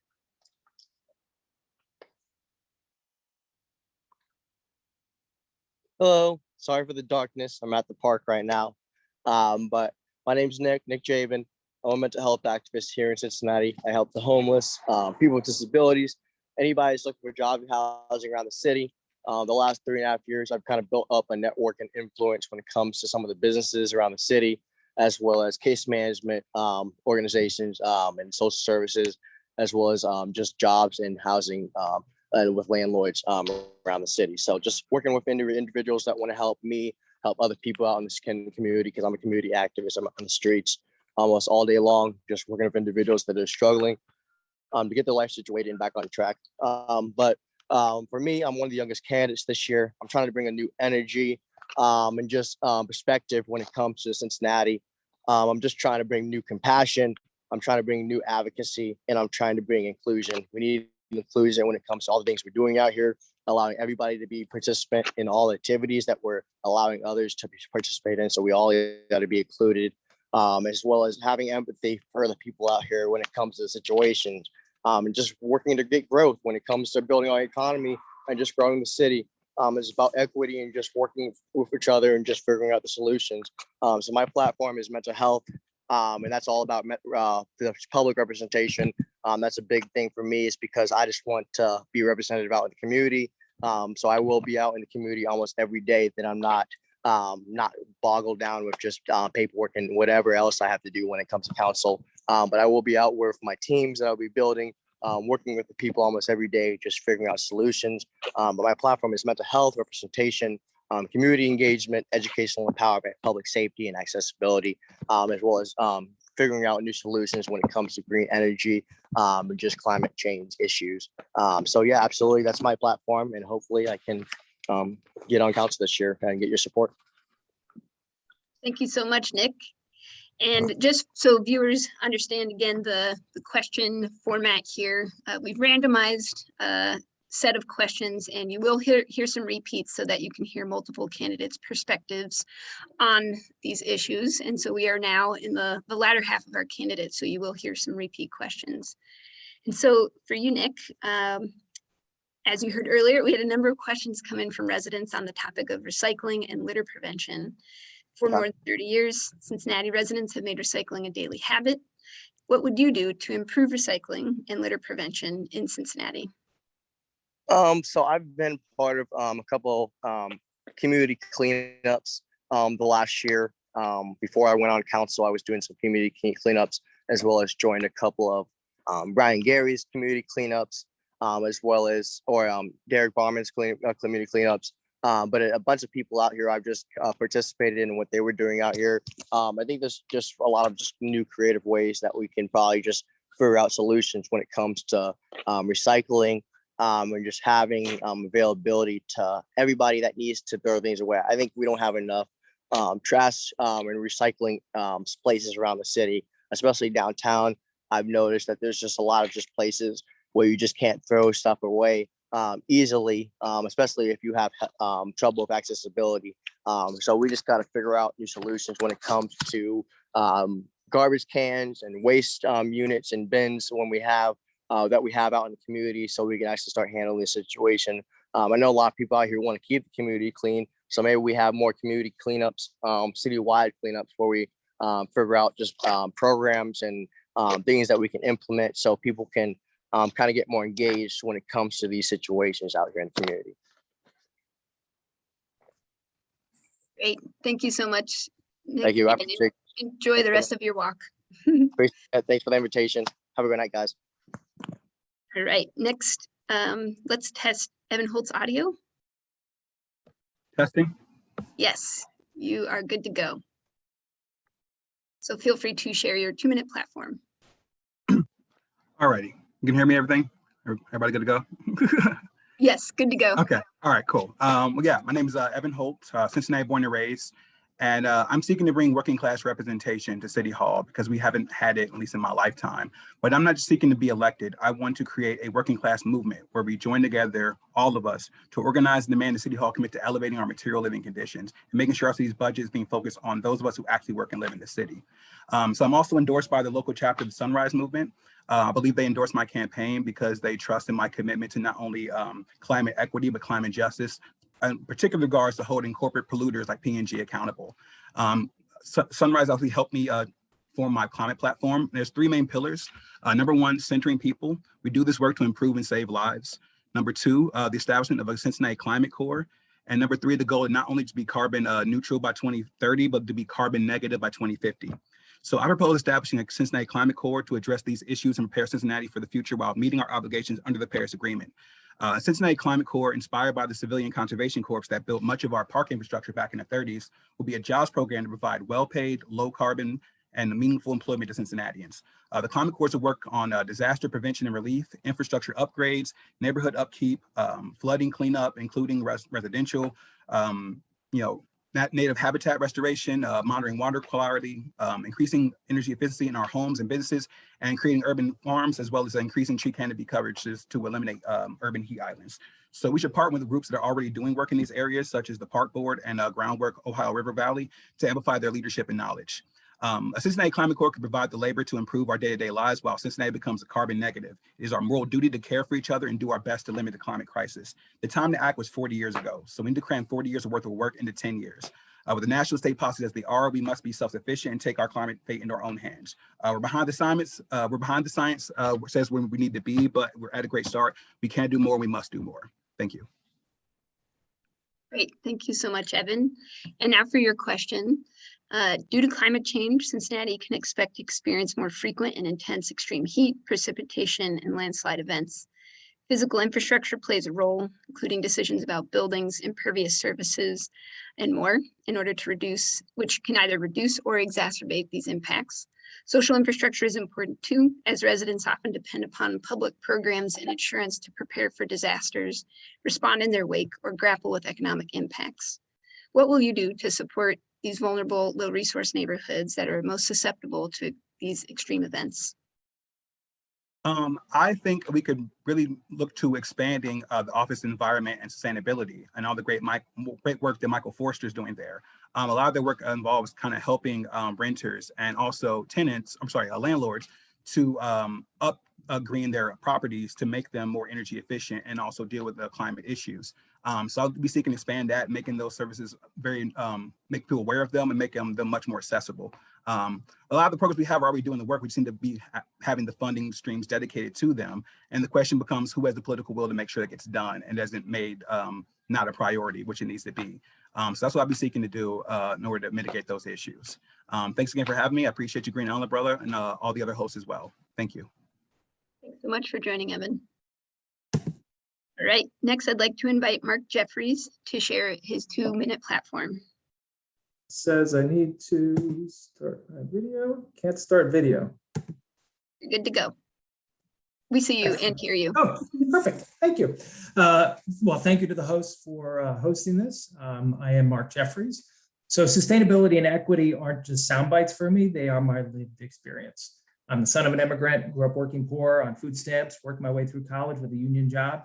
I grew up in a neighborhood with poor air quality. So sustainability issues have been a passion of mine for years. And I just don't talk about it, I do. And as you look at city council candidates, I would challenge you to look at people who have a track record of leading on these issues, not just talking about it. 12 years ago, I started the nonprofit Go Vibrant, which is about making activity irresistible. Through partnerships with so many people, what have we done? Created a park where there was a dilapidated parking lot at Smale River Park, the Go Vibrantscape, which has the foot piano and the flying pig. Created over 25 walking routes in different neighborhoods to get people active, gotten thousands of people out active. When I got frustrated with pedestrian safety, I joined the Clifton Town Meeting and I lead our transportation and knee deep in pedestrian safety. I wrote an editorial in the Inquirer 2 days ago. When I got frustrated with the lack of bike infrastructure, I didn't complain. I filed a motion in Clifton Town Meeting and led a group to create the Clifton Avenue bike lane. I already have the support of Sierra Club, Ohio Environmental Action. I have laid out a very specific plan to make Cincinnati the greenest city in America. With converting to EV, converting to electric, the city's fleet, increasing tree canopy coverage, dealing with CSOs, installing 100+ miles of bike infrastructure. I've led on this issue. We need people who are passionate about it. I'll just leave with 2 things. I have 2 kids in college, and they both have, they're both studying, one is studying sustainability studies, the other is studying social and environmental justice. I jokingly say the apple does not fall far from the tree. I'm passionate about these issues and I will lead on them on city council. Thank you. Thanks so much, Mark. All right, our question for you is, Cincinnati Public Schools, Cincinnati Parks, and many other organizations are making strides to get kids outside for the health, education, and behavior benefits time outside provides, and to learn about environmental issues. How do you think the city of Cincinnati should support efforts to get its youngest residents engaged in outdoor and environmental learning and recreation? Yeah, so I serve on the Cincinnati Park Foundation and have for 6 years. And we've also partnered with Go Vibrant with Cincinnati Public Schools for field trips that we've brought kids to outdoor activity and also raised money to bring athletics to elementary school kids. So I've been knee deep in these issues. I think we need to continue to work with the Cincinnati Parks in particular and CRC to bring kids out through education and into nature. Nature is a healing. It truly is. It is free. And most of our kids don't have the opportunity to see the amazing awe of looking up into the sky and looking at stars. And exploring nature. It is so critical. It's been a passion area of mine for many years, and which is why I've been working with Go Vibrant as the founder and also the parks on these issues, and I will continue to lead going forward. So if you like what you hear, I ask for one of your votes on November 2nd for somebody who will lead on issues of sustainability and equity. Thank you. Thanks so much, Mark. Next, I'd like to invite Mika Owens to share her 2-minute platform. Thank you, Green Umbrella. Good evening. My name is Mika Owens. I'm an endorsed Democrat and also endorsed by the Ohio Environmental Council Action Fund. I want to share with you my experiences as it relates to my platform and while elevating the Green Cincinnati plan. I grew up in Avondale, raised my son there as a single mom. As a single mom, I've also been on CMHA's waiting list, and only to discover after 3 years, long time and definitely lack of quality. I've also been a small business owner, including home-based business. So investing in growing business business is important to me. I've also invested in the community in a variety of ways of just showing up and advocating for things like safe and equitable transportation for students in our district through the walking school bus. I understand walkability in neighborhoods. I've also advocated in other ways by being an organizer. So organizing in 2016, 2018, and 2020, because I believe in democracy and I believe in advocating and working with others and seeing results that way. And so as it relates to my platform, I want to see economic development spread across our city equitably. And that includes bringing green jobs to this city. That includes preparing people for the jobs of the future as we go electric and expand our electric infrastructure. That also means incentivizing businesses whose business models are based on sustainability. When I think of safe and healthy neighborhoods as a mom, I think about our opportunity of transit-oriented development where we are connecting people and place and resources and access and more green space in neighborhoods and more walkability and connecting people to the things that they need. And so really excited to run in this race for that reason and to elevate sustainability in everything that we do, particularly as we grow this city and move us forward. And we have to overlay both of those. They can't work in silos. So thank you very much. Thank you, Mika. And your question pertains to green space and trees. So tree canopy is important for improving air and water quality, protecting from heat, absorbing greenhouse gas, and supporting green space. Tree canopy in the city will be critical to protecting its most vulnerable residents as the climate crisis accelerates. And this is clearly an environmental justice issue. What will you do to protect and equitably grow the tree canopy in the city of Cincinnati? Well, the first thing is when I think about our built environment and how we are building neighborhoods and the opportunity, again, to do transit-oriented development that is not separate from sustainability, we've got to make sure those pieces are a part of the development. So we've got to make sure we're working with organizations who are going to help plant trees around the community. And we've got to start in places that have been underdeveloped and underserved. That's the equity piece that we need to get at. I also, again, adopting and moving forward the Green Cincinnati plan, I think the carbon offset idea is a really good one where businesses, in order to help reduce and mitigate the carbon that they are emitting, let's make sure that they are planting trees in its space. And so I think, again, we have the opportunity to connect business, community, council, government, and really solving these issues. And so one of the big things is getting everyone on board and being engaged in how important saving our environment is. So remember to vote for Mika, votemika.com. Thank you. Thanks so much, Mika, and thanks for joining. Thank you. Next, I'd like to invite Victoria Parks for her 2-minute platform.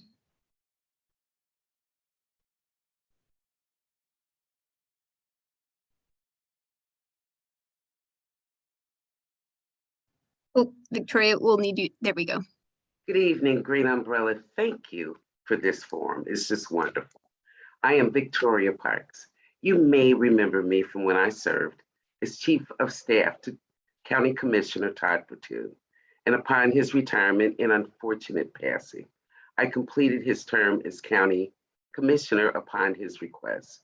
Well, after being County Commissioner for only 1 month, I was thrust into the crises of the COVID-19 pandemic. I had to very quickly roll up my sleeves and seriously get to work for our community. While my colleagues and I were working very hard to protect our communities from COVID, we saw that City Hall was only looking out for themselves. Scandal, infighting, and political ambition were all more important than getting the job done. I was frankly embarrassed because I know that those actions do not reflect the values of Cincinnatians who are honest, hardworking, and care about the community. But that's when I decided to stop being embarrassed. I took a leap of faith and launched a city council campaign because I want to create safe, equitable communities, build back our neighborhoods, and restore faith and stability in City Hall so the City Hall is focused on Cincinnatians rather than their own self-interest. I also believe that the Green Cincinnati plan is wonderful. We do not need to reinvent the wheel. I would work with you. First of all, we would work to reduce carbon emissions, increase solar and wind capability. Not only does that save the planet, but it creates jobs and makes our city livable. So if you'd like to know more about me, go to voteparks.com. Thank you. Thank you so much, Victoria. Your question will focus on green jobs. So while climate change presents challenges, there are still opportunities. At the federal level, for example, there's been a renewed interest in the environment, green building, clean energy, and green infrastructure jobs. What role do you see green jobs playing in the effort to combat climate change and develop opportunities here locally for Cincinnati residents? Oh, Savannah, so exciting. If you can imagine Cincinnati with light rail, it would reduce the emissions. Look, just think about how many jobs it would provide. And by the way, Cincinnati is totally connected with rail. We would have to build, the only expense that we would have to incur is to build the rail from down by the boathouse up to the Freedom Center. Other than that, we are totally connected. For the jobs, for the infrastructure, and just going on and on and on. I'd like to tell you a story. I have a 3-year-old grandson who we were riding down the street and he saw a plastic bottle on the side of the road. And just, he got so upset that we had to stop and pick that bottle up because he knows about recycling all over, already. And he really shamed us because he said we have to go get that bottle and recycle it. I believe that that is one of the answers to our questions and what we have coming up, to educate young people and to instill in them that kind of passion. Thank you. Thanks so much, Victoria, and thank you for joining. Next, I'd like to invite Logan Simmering to share their 2-minute platform.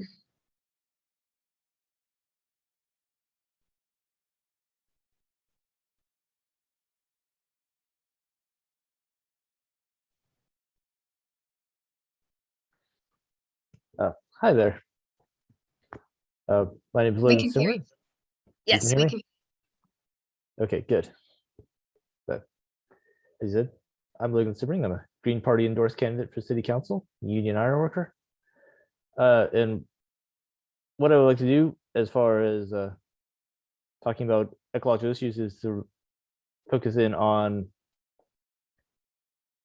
our environmental problems having their root in social problems. A lot of our desire as a culture to dominate nature is rooted in our desire to dominate each other.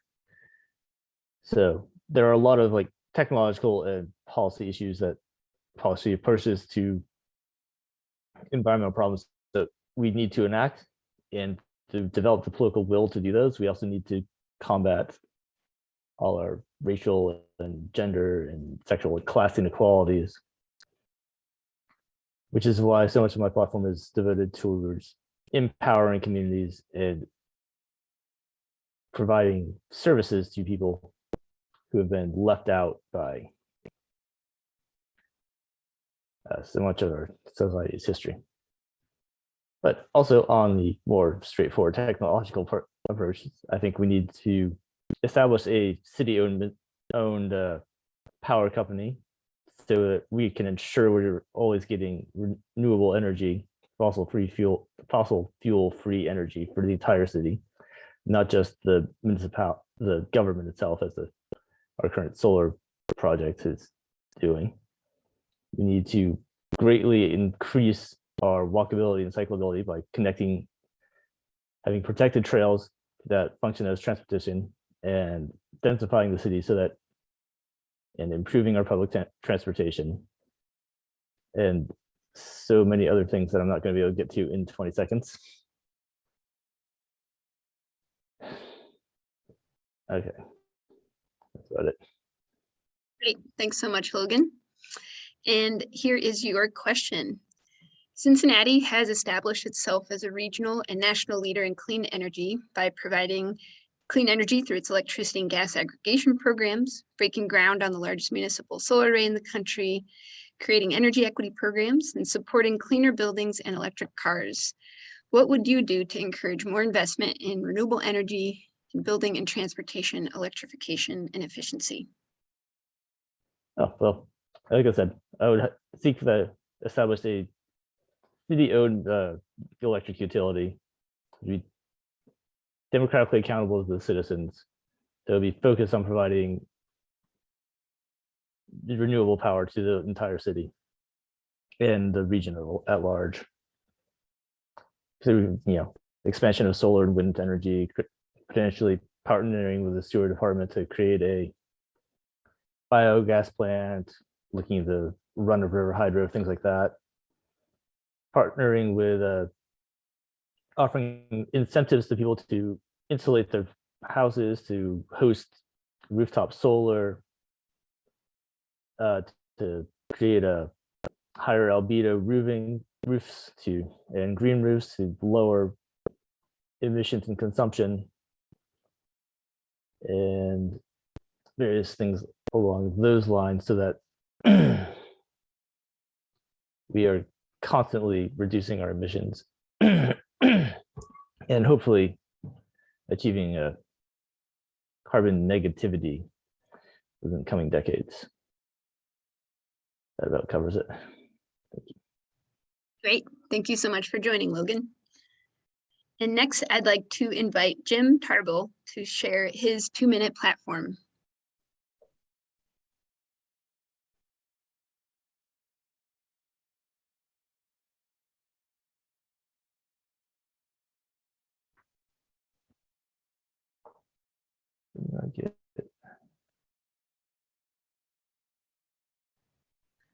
Jim, are you there to unmute and unlock your video?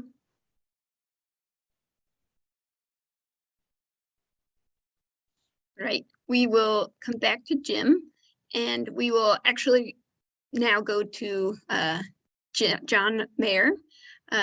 He was unfortunately skipped earlier and was in our audience, but we've now made him a panelist so he can participate. So John, please go ahead and share your 2-minute platform. All right, Savannah, thank you very much. My name is John Maher. My website's mayorforcincinnati.com, and I would love to have your vote now through November 2nd. 3 main issues on my platform are affordable housing, neighborhood revitalization to increase home ownership, support of small and minority-owned businesses, and moving Cincinnati towards an environmentally sustainable future. And that's the most important to me. Essentially, the Green Cincinnati Plan is my new Bible. I've run an organization called Leave a Tree and Preservation Nation that focus on green canopy and invasive plant removal, as well as trash pickup. I've been a part of over literally hundreds of cleanups, tree plantings, often leading groups of 30 plus people. I'm a member of the Mill Creek Alliance locally and the Hillside Trust. I also belong to WWF, the Sierra Club, and the Audubon Society.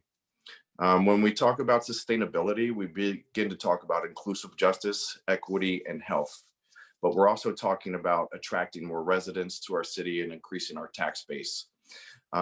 We have a wonderful park system in Cincinnati Parks and Hamilton County Parks. Green jobs are growing at twice the rate of other local jobs, and Cincinnati is at the leading edge and of changing our economy, and we can be a national leader in green tech and in the environmental sector, and encourage and spur economic growth.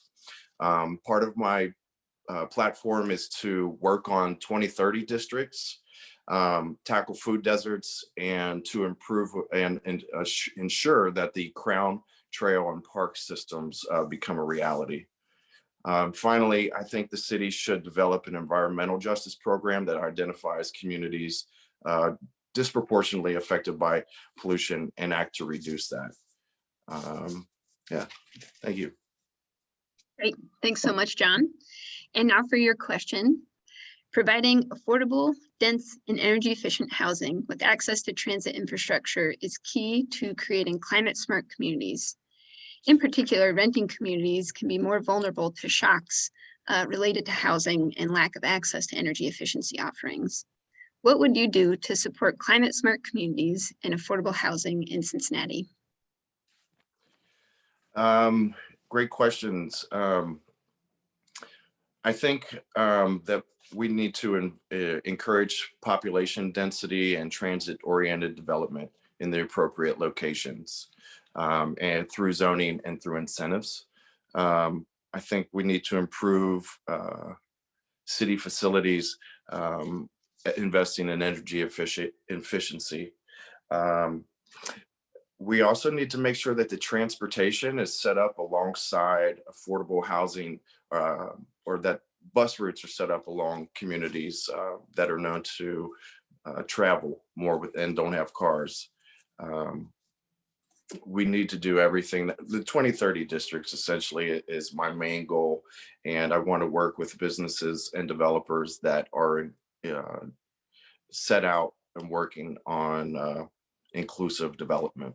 Instead of prioritizing luxury condos, we have builders who are ready and willing to be involved in affordable housing, and I will pursue those relationships with a passion. Thank you so much, John. And now we will move on to Jim Tarbell, our final candidate. Jim, are you able to unmute and unlock your video? Great. Is it okay? Yes, we can hear you. Feel free to share your 2-minute platform now. Thank you. I feel very privileged to be with a group of folks led by Green Umbrella with this conversation, and so many good suggestions, so much energy. What a treat. I served on council for 9 years previously, and I was term limited. I felt so fortunate to be there at the time and to watch the city in action and the wonderful things it was doing. It's a bit disappointed in some of the turns that it's taken recently, and about that time and that degree of frustration, the Charter Party asked me if I would come back and address some of these concerns. My biggest concern was we were taking time away from expounding on the wonderful things that we have in this city, the wonderful resources that we have for solving some of the problems that we're talking about tonight. So that's my sense of place, or a sense of place, is really what I'm all about and have been since I was a kid. I was very lucky to grow up in a neighborhood that had classic city planning 101 at its core, and I knew what a sense of place was all about. I grew up that way. I see that missing in so many cases now, and you can't really exercise the kinds of solutions we're talking about here in the most sophisticated, the most accomplished way, unless we've got a sense of place, a civic center where we can meet and greet, talk, discuss, debate, figure out what the most appropriate next steps are. So that's my overall goal. That's what I worked on previously. I'm the champion of unfinished business, and I'm back. Great. Thanks so much, Jim. Glad to have you back to answer this next question. So our final question for you today is, how would you engage with communities and ensure that frontline voices are centered in all stages of decision-making processes of climate planning? What will you do to learn from residents about their experiences with climate, environmental justice, and sustainability issues, and to solve problems with communities rather than for them? Well, I think the best thing that's happened to me is the experience I've had as a kid in that category of bringing people together and recognizing leadership and solutions when they are coming forward. I've just been really fortunate, and I've had so many examples of where I was in the room when the right people with the right ideas came forward and were given credit, were given a role to play. We all have a role to play. And it's a matter of having people at the table that recognize when that's happening in our midst and playing on it, and embracing it. Excellent. Thank you so much for joining tonight, Jim. Thank you for having me. Absolutely. And I just want to say thank you to all of our candidates, to all of our partners in participating in this event and making it happen. We're really excited to have provided this forum so that you could learn what candidates are on top of candidates' minds and to hear questions asked by you. I just want to say before I pass it off to Ryan that please feel free to reach out to me, Savannah, the climate policy lead at Green Umbrella, if you have any questions about our programming or priorities.